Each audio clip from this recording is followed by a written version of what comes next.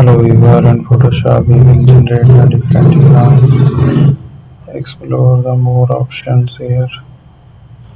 We will take the designs, add a paint for it, make the changes there. We will use the eraser tool, decrease the size of the tool. There we have it.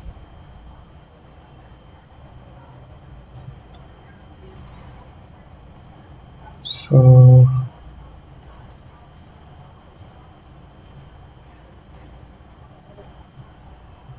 we will take another design in this way. We will divide it